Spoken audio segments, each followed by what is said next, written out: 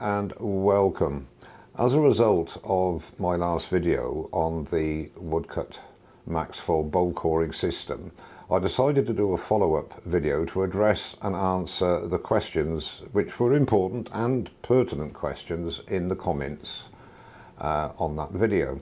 So what I intend to do, I will be referring to my notes, which is something I don't normally do, to make sure I don't miss any of the questions out, and hopefully at the end of this video any of your queries will be addressed. So without further ado, let's get on with this follow-up video on the Woodcut Max 4 bowl coring system. A couple of people asked what was the minimum horsepower needed to run the Max 4. Well, my opinion only, is I would suggest a minimum of 1.5 horsepower.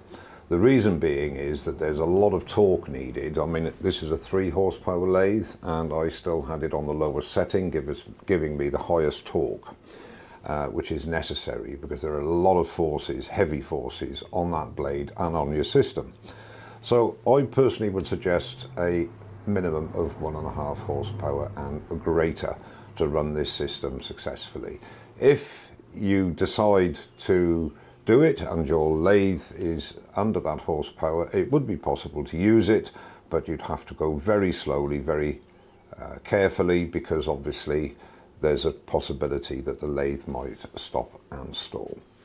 Another question was regarding the tip. Why is it necessary to refresh the tip each time before you core? Well, this is a personal opinion and something I do because as most of you will know if you follow me, that I like my tools when I'm turning to be as sharp as possible, so I'm frequently going back to the grinder to refresh the edge, and this operation is no different. There's a lot of force, especially with wet wood. There's a lot of force on that tip. Now the tip is actually stellite, and stellite is a cobalt chromium alloy, and it is chosen because of its extreme durability. However, I see personally no problem to take a couple of seconds to refresh that edge. I was also asked whether the tips are replaceable. Well, it'll be many years before the tip would need to be considered to be replaced, because you don't take it to the grinder. Very rarely. I was talking to somebody who has the Max 3 and he cores a lot more bowls than I do, and he takes it to the grinder possibly once every 6 to 9 months. The rest of the time he just refreshes the edge with a diamond hone, and on this I use 300 grit, and all you do is on the edge, on the face, and just, in my case I always use a circular motion, and all that does is refresh that burr so it's as sharp as it can possibly be. And to me that operation is not a problem. The other question was, can you get this in carbide? Well, the Woodcut is not available in carbide. There is a system, I think, by One Way, which is carbide. That's a slightly different setup. It's not quite as easy to set up, and you have to make some adjustments during the coring. However, I'm sure it's an excellent system coming from One Way. So the answer is yes, you can get a carbide version by another manufacturer. When I was coring, why did I hold the blade down? Well, number one, it's somewhere to put this hand, because you're not giving it loads of welly, as I explained in the original video, but when on entry especially, because there's a lot of force there, I like to just put a little bit of downward pressure, not massive, just a bit of downward pressure, just to get that entry cut established, and then you're okay and good to go. And as I kept saying in the original video as well, always retract the blade very often to get rid of the chips and to stop the possibility of binding. Then I was asked, why did I core the small bowl first, leading to the largest core out at the end and putting a mortise in the front of the blank?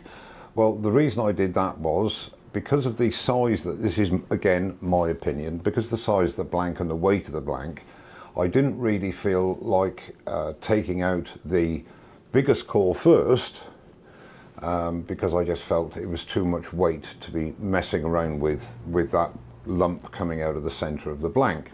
However, if you decided to go that way, which there's no problem doing it if you feel that's the way to go, if you put a mortise in the face, then you have a holding point to actually form a tenon on the blank you've just cored. And there's that option as well. Now, in conjunction with that, somebody asked, well, how do you get the tenon on the bowls you've cored, because you haven't got any method of holding? Well, I use a friction drive. All this is a disc with a thread which I've cut in it. It has shelf liner, and I just covered it with cloth because that's what I've done. Then I take a live centre and then put the bowl over the friction drive. I've got an eyeballed centre mark here in the nub, and then just check how true it's running, and that's running pretty true actually, considering it has moved a bit since I put it away to dry.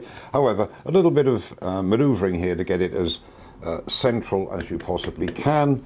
Then you can true up, put your tenon on, finish the outside. This is when it's dry, of course. Spin them around, put them in the chuck, and finish the inside like you would a normal bowl. So that's the method I use for truing up and finishing these cored bowls. Now, I used a faceplate on the face of the mother blank to let me establish a tenon on the main blank before coring. Now, you could use a faceplate, whatever, but I wanted to use a smaller faceplate so that I could get a really small bowl out. Now, whether normally I would get such a small bowl out, I don't think I would. I would most probably just go for 4 bowls in total, i.e. coring 3 bowls out and having the last cored bowl at around the 8-10 inches, depending on the size of your original blank, obviously. And so in that respect, it's not so crucial to have a narrow radius of screw holes, because it's not going to impinge on coring that final bowl. Again, it's personal preference. Like with any piece of equipment, everybody will have their own methods of doing things and they will run with those. This is just one method that I showed you. It's the method I used. Now, on dry wood, I most probably would have taken the larger bowl out first and then worked on the smaller bowls, taking the biggest chunk on the first operation. And that just about covers the questions and queries that were brought up in the video. Thank you very much indeed for watching. I hope that your questions have been answered. Don't forget to subscribe, and I'll leave all the links in the description below as usual, and I'll see you very soon. Cheers now.